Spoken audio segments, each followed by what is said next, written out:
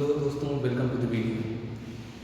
आज की जो क्लास है ये हमारी बिजनेस एनवायरनमेंट यानी बीएसटी की थर्ड क्लास होने वाली है।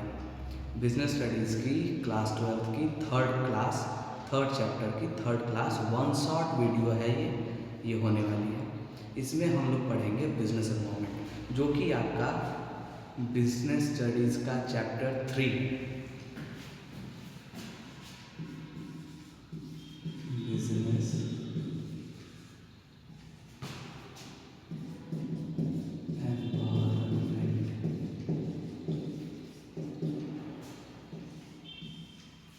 तो ये बिजनेस एनवायरनमेंट है क्या?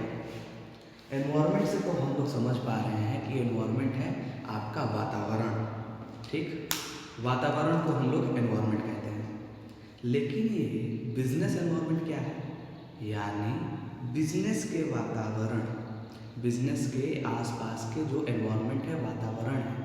तो बिजनेस के वातावरण में क्या क्या आएंगे?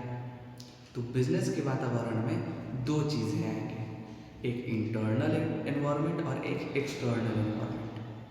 इंटरनल एनवायरनमेंट इसके अंदर आएंगे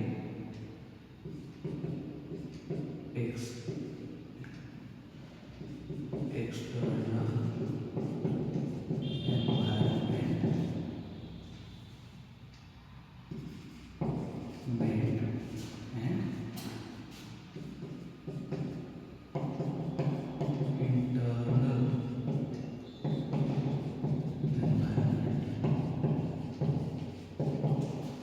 ये दो आएंगे, इंटरनल एनवायरनमेंट और एक्सटर्नल एनवायरनमेंट। तो इंटरनल एनवायरनमेंट में कौन कौन आएंगे?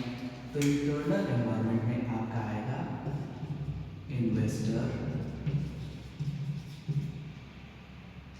क्रेडिटर,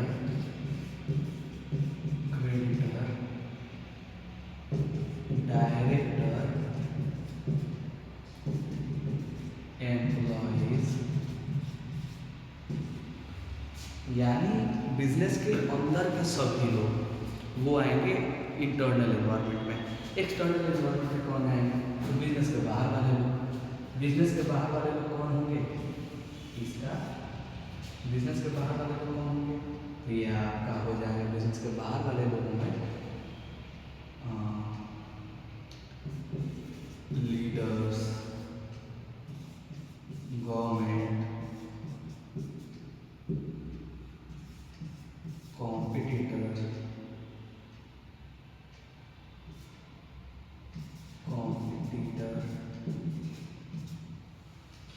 ये सभी बिजनेस के एक्सटर्नल एनवायरनमेंट में आएंगे।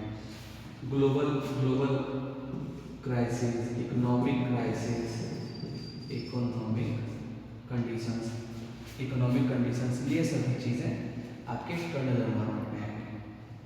तो अब हम लोग जानेंगे कि ये इसके फीचर क्या है। इंटरनल और एक्सटर्नल एनवायरनमेंट तो हम लोग पढ़ लिए, ये इसके फीचर्स क्या हैं? फीचर्स यानी इसके कैरेक्टरिस्टिक्स क्या हैं, इसके ये है क्या, इसकी क्या क्वालिटीज़ हैं, इसका मतलब व्यक्तित्व कैसा है। जैसे मैं हूँ, एक इंसान हूँ, एक मेरा फीचर है, उसी हिसाब से ये बिजनेस एनवायरनमेंट का क्या फीचर है। तो आइए देखते हैं कि इसका फीचर क्या है।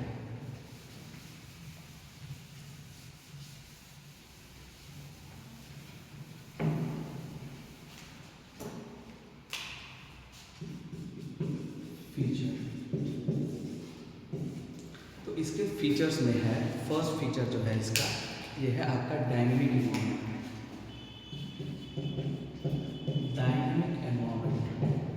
डायनेमिक इन नेचर, ठीक। डायनेमिक इन नेचर का मतलब क्या हुआ? डायनेमिक इन नेचर हुआ बिजनेस एनवायरनमेंट हमेशा बदलते रहता है, हर तरह से बिजनेस एनवायरनमेंट, और हमेशा कीप चेंजिंग होता है, हमेशा चेंज होते रहता है। आज गवर्नमेंट की पॉलिसी कुछ आपके फेवर में है, कल अनफेवर में हो सकती है।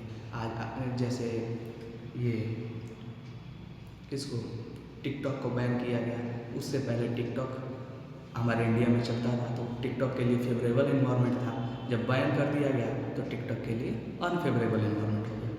तो ये आपका डायनेमिक इन नेचर होता है, मतलब बदलते रहेगा हमेशा, कभी एक जगह ऐसे नहीं रहेगा, ठीक है। कभी हमेशा आपके फेवर में नहीं रहेगा और हमेशा आपके खिलाफ नहीं रहेगा, हमेशा बदलते रहेगा। डायनेमिक इन नेचर यानी सिचुएशन चेंज होते रहता है, सिचुएशन अकॉर्डिंग चेंज होते रहेगा। दूसरा है आपका अनसर्टेनिटी। अनसर्टेनिटी अनसर्टेनिटी मतलब क्या? मीन्स अचानक कुछ भी, अचानक कुछ भी चेंज होगा, आप प्रेडिक्ट ही नहीं कर पाओगे उसको। अचानक कुछ चेंज होगा और आपका बिजनेस हैम्पर होगा। कुछ फेवरेबल आपके लिए अचानक हो पाएगा, कुछ आपके विरुद्ध हो जाएगा।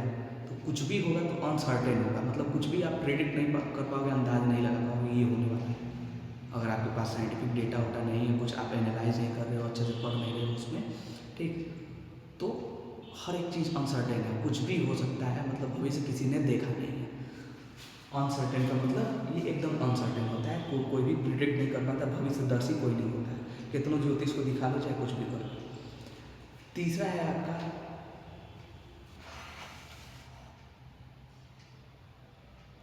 Inter relatedness.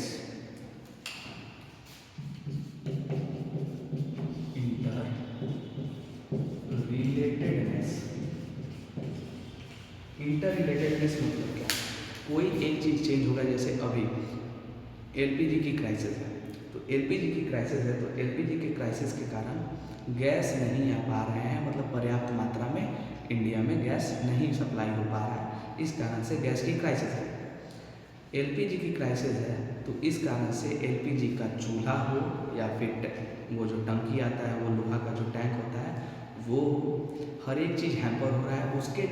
उससे रिलेटेड फूड बिजनेस में हैम्पर हो रहा है, सारा रेस्टोरेंट बंद है, रेस्टोरेंट में ये फास्ट फूड नहीं मिल रहा है, जंक फूड नहीं मिल रहा है, कुछ भी बेक करके नहीं मिल रहा है, कुक करके नहीं मिल रहा है, इंडक्शन पे बनाओ तो इस कारण से बिजली की खपत ज़्यादा है। तो सभी चीज़ें एक दूसरे से रिलेटेड है, मतलब एक चीज़ हुआ कि गैस नहीं मिल रही है, उससे एलपीजी पे असर आया, एलपीजी के कारण खाने पे असर आया, और उसके बाद से इलेक्ट्रिसिटी का कंजम्पशन बढ़ गया, सभी लोग इंडक्शन पे शिफ्ट होने लगे, लकड़ियाँ कटने लगी। लोग जिनके पास चूल्हे हैं, जो चूल्हे पे बना सकते हैं, वो लकड़ियाँ जला कर चूल्हे को बना रहे हैं। तो एक प्रॉब्लम सभी चीज़ों को हैम्पर कर रहे हैं। किसी के लिए पॉजिटिव है, जैसे बिजली की कंजम्पशन हो रही है तो बिजली कंपनी के लिए पॉजिटिव है, ठीक, उसी हिसाब से। और फूड बिजनेस के लिए घाटा है, क्योंकि गैस का खपत ज़्यादा है और गैस मिल नहीं रही है, महंगी मिल रही है। तो महंगी मिलेगी तो अगर कुछ बना के देंगे तो वो भी महंगा ही बेचना पड़ेगा, क्योंकि कॉस्ट ही आपका महंगा होगा। तो सभी चीज़ें एक दूसरे से इंटर रिलेटेड है। यानी कोई भी एक बिजनेस एनवायरनमेंट का सबसे बड़ा एग्जाम्पल ये एलपीजी क्राइसिस ही है। कोई भी चीज़ हुआ, एक छोटा सा चीज़ हुआ, उसके कारण पूरी की पूरी इकोसिस्टम, पूरी की पूरी व्यवस्था, और वो भी फूड चेन आपका प्रभावित हो रहा है, ठीक। अब जो है आपका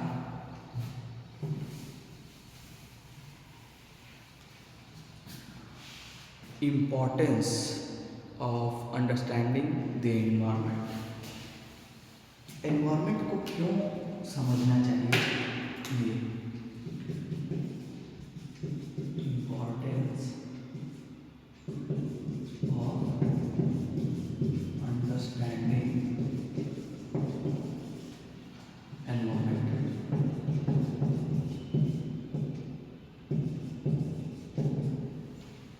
इम्पोर्टेंस क्या है इसका, क्यों समझना चाहिए, बिजनेस एनवायरनमेंट क्यों समझना चाहिए? फर्स्ट मूवर एडवांटेज के लिए पहला नंबर है, we have to be first mover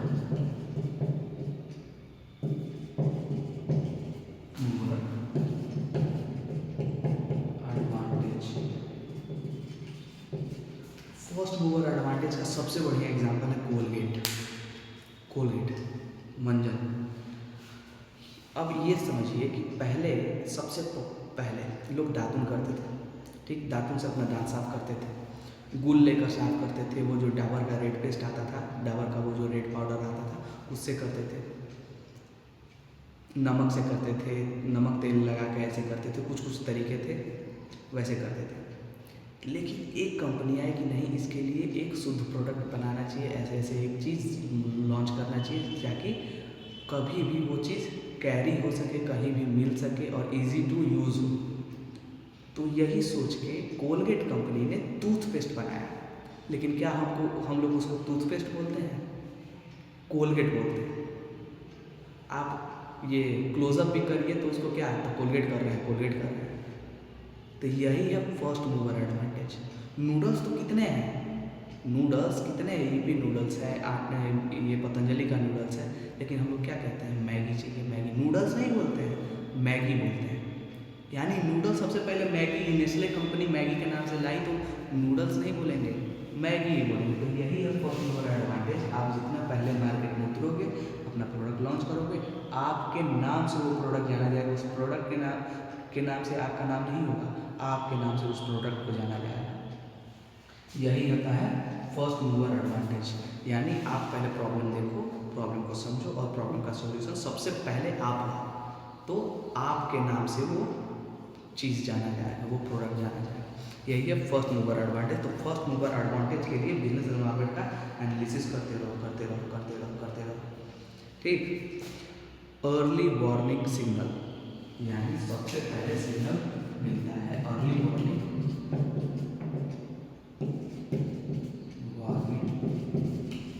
signal. Early warning signal means क्या है, सबसे पहले आपको इंडिकेशन मिलेगा, सबसे पहले indication.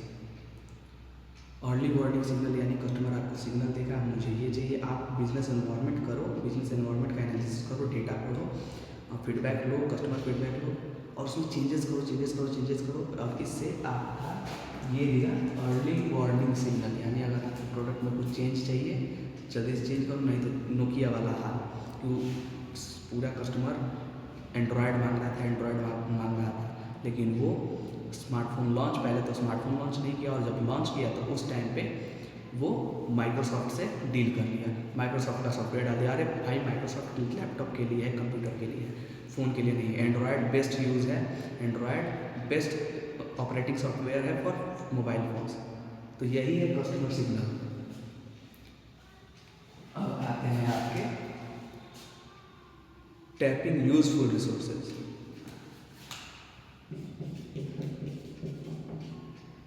Tapping useful resources, tapping useful resources यानी ये रिसाइकलिंग, प्लास्टिक यूज़।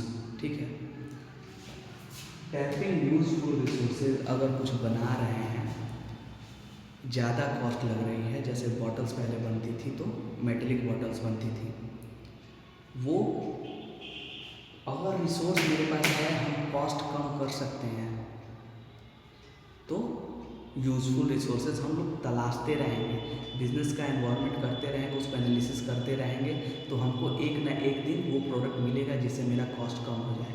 तो वही है टैपिंग यूजफुल रिसोर्सेज, यानी प्लास्टिक की खोज। ठीक, उसका अल्टरनेटिव, सस्ता अल्टरनेटिव खोजना, कैसे हम अपना रिसोर्स को और सस्ता कर सकते हैं और बेटर बना सकते हैं, बेटर भी हो, सस्ता भी हो और मेरा कॉस्ट इफेक्टिव हो। Main thing is cost effective, अपने प्रोडक्ट को बेटर बनाना। ठीक,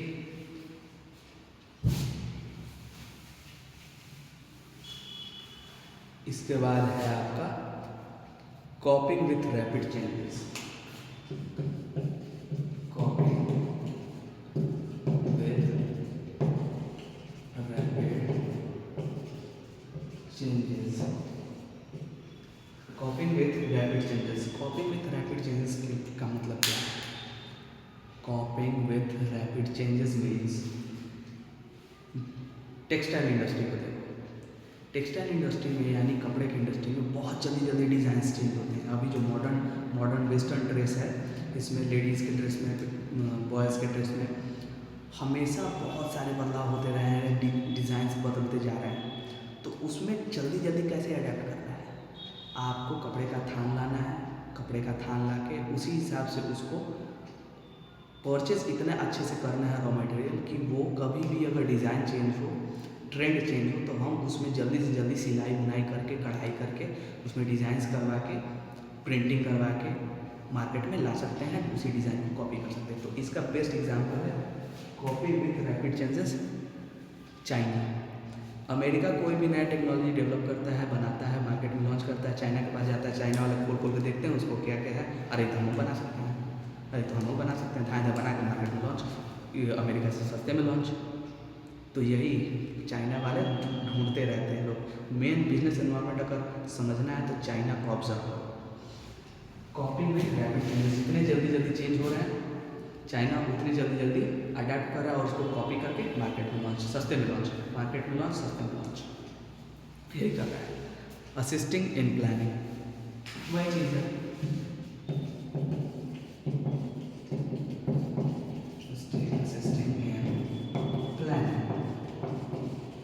बिजनेस एनवायरनमेंट आप एनालिसिस करोगे तो आप प्लानिंग जल्दी जल्दी कर पाओगे, नया नया चीज़ों को अपने स्ट्रेटजीज बना पाओगे कि अरे ये वाला चीज़ हो रहा है, इस हिसाब से इसमें बदलाव करो, अपने प्लान में बदलाव करो।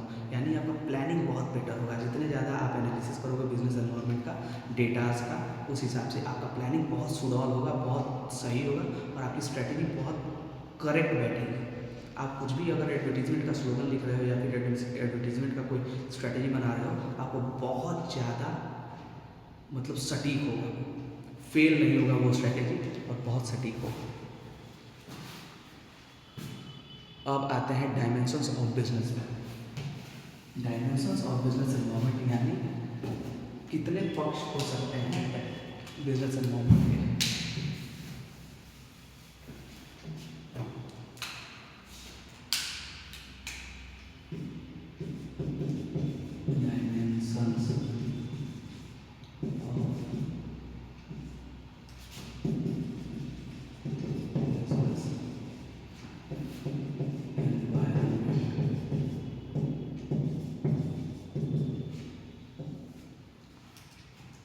पहला डायमेंशन इकोनॉमिक,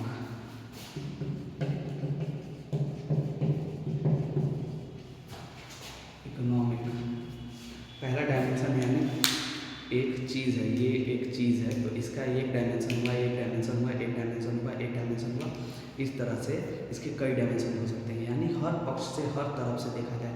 मैं एक आदमी हूँ, मुझे आप इस डायमेंशन से देखें, इस डायमेंशन से देखें, इस डायमेंशन से देखें, इस डायमेंशन से देखें, इस डायमेंशन से देखें, तो इस तरह से आप हर पहलू को देख रहे हैं। बिजनेस एनवायरनमेंट में आप हर पहलू को देख रहे हैं। ठीक, तो पहला पहलू है आपका इकोनॉमिक पहलू। अगर इकोनॉमिक चेंजेस हो, जैसे हमारा रुपया अभी 92 रुपया हो गया, $1 मीन्स 92 रुपया, $1 आपका 92 रुपया आप देंगे तो 92 रुपीज़ देंगे तो $1 मिलेगा। यानी रुपया का वैल्यू गिरा है, रुपीज़ का वैल्यू गिरा, रुपीज़ का वैल्यू गिरा है यानी डॉलर का वैल्यू बढ़ गया। डॉलर का वैल्यू बढ़ा यानी हमको अमेरिका से कोई भी चीज़ इंपोर्ट करेंगे तो हम लोगों को अब अपना पैसा ज़्यादा देना पड़ेगा, अपना जो मनी है वो ज़्यादा देना पड़ेगा और तब वहाँ से सामान आएगा। यानी हम लोग का पैसा ज़्यादा लगेगा और सामान आएगा एक तरह से कम। ठीक, तो ये है इकोनॉमिक चेंजेस।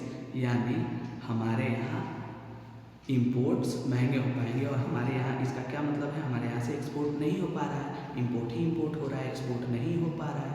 तो यही है इकोनॉमिक चेंजेस। इस कारण से हमारे यहाँ महंगाई बढ़ी। ठीक, हर एक चीज़ों में महंगाई आ जाएगी और आ ही गई है महंगाई, तभी ना हम लोग का रुपया $1 92 रुपये के बराबर है। ठीक, हम लोग का पैसा ज़्यादा लग रहा है और मिल रहा है $1। तो यही है इकोनॉमिक क्राइसिस। इकोनॉमिक क्राइसिस के कारण पूरा का पूरा ओवरऑल कंट्री मार खाएगा, ओवरऑल कंट्री में जीडीपी गिरेगी और हमारे यहाँ का प्रोडक्ट नहीं बिकेगा। ठीक, तो ये है आपका इकोनॉमिक वैल्यू, इकोनॉमिक डायमेंशन। अब आएगा आपका सोशल डायमेंशन। सोशल डायमेंशन क्या कहता है? सोशल डायमेंशन कहता है पूरी सोसाइटी वेस्टर्न ड्रेस अपना ली, यानी इंडियन ड्रेस कम पहन रही है, वेस्टर्न ड्रेस अपना ली। तो इंडियन ड्रेस यानी साड़ी, लहंगा, सलवार, ये सभी चीज़ों का डिमांड कम हो जाएगा और सेल भी कम हो जाएगा, धीरे धीरे ये ख़त्म हो जाएगा। वेस्टर्न ड्रेसेस का डिमांड है, यानी वेस्टर्न ड्रेसेस का जो चलन है वो ज़्यादा होगा, उसका डिमांड ज़्यादा होगा, वो चीज़ें ज़्यादा बनेंगी। तो सबसे बड़ा चीज़ है कि हमारी सोसाइटी का सोच, सोसाइटी का मान्यता। अगर सोसाइटी में मैगी खाना बंद कर दिया तो मैगी बंद हो जाएगी, मैगी कोई नहीं खाएगा। ठीक, अगर धर्म से जुड़ गया या फिर संस्कृति से जुड़ गया, संस्कृति, हमारी संस्कृति, बिहार की संस्कृति लिट्टी चोखा है। अगर हमारी संस्कृति में इडली डोसा आ जाए तो हमारे यहाँ इडली डोसा खाया जाएगा, लिट्टी हो जाएगा साइड।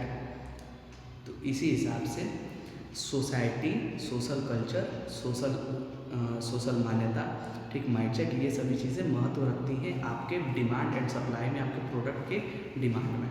वही एक कस्टमर के नीड को और प्रेफरेंसेस को हैम्पर करती है, उसको चेंज करती है, उसको मतलब अफेक्ट करती है। अब आ जाते हैं आपके टेक्नोलॉजिकल डायमेंशन।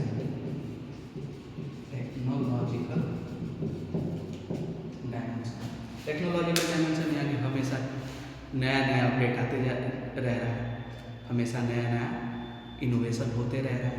एंड्रॉयड में न जाने कितने अपडेट आए हैं, माइक्रोसॉफ्ट में न जाने कितने अपडेट आए हैं, माइक्रोसॉफ्ट 12 जनरेशन चल रहा है ऐसे, ठीक। तो इसी तरह टेक्नोलॉजी के चेंजेस के कारण भी प्रोडक्ट में, प्रोडक्ट के डिमांड में, प्रोडक्ट के यूज़ में, प्रोडक्ट के पर्सपेक्टिव में चेंज होते रहता है। तो टेक्नोलॉजिकल एक अलग ही डायमेंशन है बिजनेस एनवायरनमेंट का। पॉलिटिकल सबसे बड़ा चीज़ है पॉलिटिकल, चाहे ये जो है पॉलिटिकल, ये आपके टेक्नोलॉजिकल, इकोनॉमिक और सोशल, ये तीनों को हैम्पर करता है। अगर आपका जैसे गौतम अडानी या फिर मुकेश भाई अंबानी, गौतम अडानी और मुकेश अंबानी, इन दोनों का बोला जाता है कि मोदी जी से कनेक्शन है, लेकिन मोदी जी से ज़रूरी है कि कनेक्शन हो या फिर ना हो। तो ये चीज़ है कि हाँ, पॉलिटिकल कनेक्शन होते हैं। धीरू भाई अंबानी के तो क्लियर कट है कि उनके पॉलिटिकल कनेक्शन थे उस टाइम। पॉलिटिकल कनेक्शन से आपके बिजनेस में बहुत ज़्यादा फ़र्क पड़ता है। वो आपके फेवर में, आप उनको पैसे देंगे यानी ब्राइब करेंगे उनको, तो आपका टेंडर पास होगा, आपको टेंडर्स मिलेंगे, आपको बिजनेस अपॉर्चुनिटीज़ मिलेंगे, वो आपके बिजनेस को बहुत ज़्यादा हेल्प करेंगे। और उसी हिसाब से अगर आप झगड़ा लेकर रखेंगे, टारगेट पे रहेंगे, तो आपके बिजनेस को टारगेट किया जाएगा। अल्टीमेटली पॉलिटिकल कनेक्शंस बहुत ज़्यादा हैम्पर करते हैं इन तीनों को। लीगल, ये है आपका लीगल एनवायरनमेंट, यानी कोई भी नोटिस पारित हो गया आपके लिए, सपोज नोटिस निकल गया या फिर कुछ भी, तो आपके बिजनेस को हैम्पर ही करेगा। जैसे जीएसटी रिफॉर्म्स आया, जीएसटी रिफॉर्म्स के कारण आपके जो डिस्ट्रिक्ट्स हैं उन सब में ये कह दिया गया कि आप सबको ये जीएसटी रिटर्न नहीं मिल पाएगा। जीएसटी रिटर्न नहीं मिलने के कारण आपको सारी की सारी जीएसटी उसी पे ला दी गई, और सभी जो फूड एंड बेवरेजेस हैं वो उनके रेट्स बढ़ गए, क्योंकि आपको ये जीएसटी रिटर्न तो मिलेगा नहीं। जीएसटी आप रिटर्न फाइल कर रहे हैं तो आपको जीएसटी रिटर्न मिलेगा नहीं। तो यही चीज़ है कि आपका एक लीगल नोटिस आपको आपके बिजनेस को हैम्पर कर सकता है। अब आते हैं आपके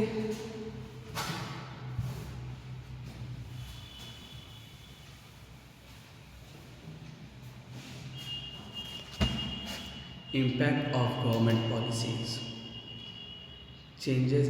एलपीजी 1991 यानी लिबरलाइजेशन, प्राइवेटाइजेशन और ग्लोबलाइजेशन का इस पर क्या इफेक्ट पड़ा।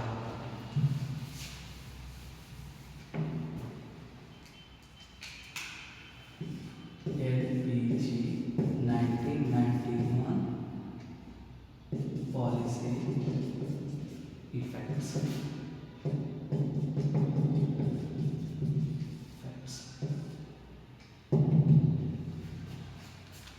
फर्स्ट इफेक्ट है एलपीजी की इंक्रीजिंग कंपटीशन, यानी जब ग्लोबलाइजेशन, लिबरलाइजेशन एंड प्राइवेटाइजेशन हुआ, यानी हमारी इकोनॉमी खुली, लोग, लिबरलाइजेशन मतलब सभी लोगों को चांस मिलने लगा, सभी लोग कम्पीट करने लगे। प्राइवेटाइजेशन यानी प्राइवेट कंपनीज आने लगी, प्राइवेट बैंक्स आने लगे, प्राइवेट हॉस्पिटल्स आने लगे, प्राइवेट ये फूड एंड बेवरेज कंपनीज आने लगी, प्राइवेट एफएमसीजी कंपनीज आने लगी, ठीक, प्राइवेट फाइनेंस कंपनी आने लगी।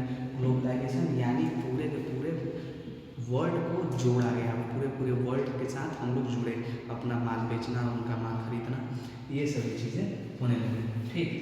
1991 में मनमोहन सिंह द्वारा ये लाया गया एलपीजी, ठीक है। मात्र 13 दिन 15 दिन का पैसा बचा था हमारे देश को चलाने का। उस टाइम पे ये क्रांतिकारी डिसीजन लिया गया और ये पॉलिसी लाई गई। इस कारण से तो ये क्या हुआ, जब प्राइवेटाइजेशन और ग्लोबलाइजेशन होगा, जब ग्लोबलाइजेशन होगा तो सबसे बड़ा क्या होगा, increasing competition. Increasing competition means competition increase होगा, प्राइवेट कंपनीज आएंगी, सबसे ज़्यादा यहाँ पे कंपनीज आएंगी और अपना दुकान खोलेंगी, अपना बिजनेस खोलेंगी। तो अगर प्राइवेट बैंक्स आए तो हमारे यहाँ के बैंक्स में आएंगे, हमारे यहाँ के बैंक्स के कस्टमर्स बढ़ जाएंगे। अगर प्राइवेट एफएमसीजी कंपनी है तो हमारे यहाँ के एफएमसीजी कंपनीज बढ़ जाएंगी। प्राइवेट अगर सॉफ्टवेयर कंपनीज आएँ तो हमारे यहाँ के सॉफ्टवेयर कंपनीज के कस्टमर्स बढ़ जाएंगे। तो यही है, कंपटीशन बढ़ेगा। ठीक, तो यानी कंपटीशन बढ़ा ही, बढ़ेगा क्या, बढ़ा ही। मोर डिमांडिंग कस्टमर्स, अब कस्टमर्स के पास more demanding customers. More demanding customers means क्या, कस्टमर्स के पास चॉइस है। आप आईसीआईसीआई गए, आप पीएनबी में खाता खुलवाने गए, पीएनबी में आपको दिक्कत दे रहा है, एचडीएफसी में गए दिक्कत दे रहा है, आप चले जाएंगे कि अमेरिकन बैंक में,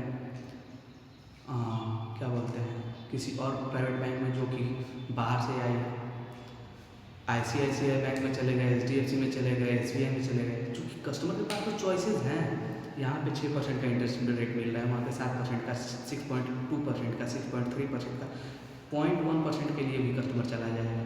तो आपके कस्टमर के पास तो चॉइसेस है, जितने ज़्यादा चॉइस रहेगा कस्टमर बढ़ेगा। तो यही है, कस्टमर का डिमांड बढ़ते जाएगा कि नहीं मुझे ये ऐसा चाहिए, ये ऐसा चाहिए, और जो ऐसा दे रहा है उसी के पास कस्टमर जाएगा, जो कस्टमर की डिमांड फुलफिल कर रहा है कस्टमर उसी के पास जाएगा। सबसे बड़ा चीज़ है मोर डिमांडिंग कस्टमर हो जाएगा। ठीक, rapidly changing technological environment, rapidly changing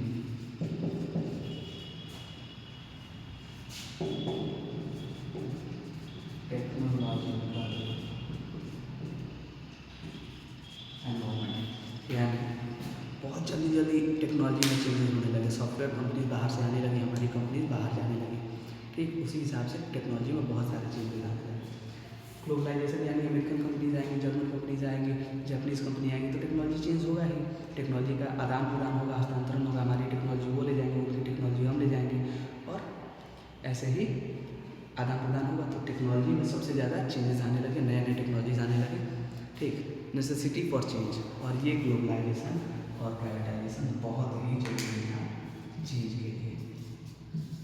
necessity for change, ये बहुत ज़रूरी था चेंज के लिए, मार्केट को डेवलप करने के लिए और पूरे इंडिया के डेवलपमेंट के लिए। डेवलपिंग इंडिया के लिए एलपीजी यानी लिबरलाइजेशन, प्राइवेटाइजेशन, ग्लोबलाइजेशन 1991 में बहुत ज़्यादा ज़रूरी था, नहीं तो हमारी देश की अर्थव्यवस्था बचती नहीं, हमारा देश फिर से गुलाम हो सकता था। धन्यवाद, आज की क्लास समाप्त हुई, और ये बिजनेस एनवायरनमेंट की 1 शॉर्ट वीडियो है। आई होप आप सबको अच्छा लगा होगा, कोई भी पॉइंट छूटा होगा तो कमेंट कीजिएगा, हो सकेगा तो किसी और क्लास में या फिर दोबारा अगर मौका मिला तो हम इसको कवर करते हुए पूरा फिर से करेंगे 1 शॉर्ट वीडियो। धन्यवाद।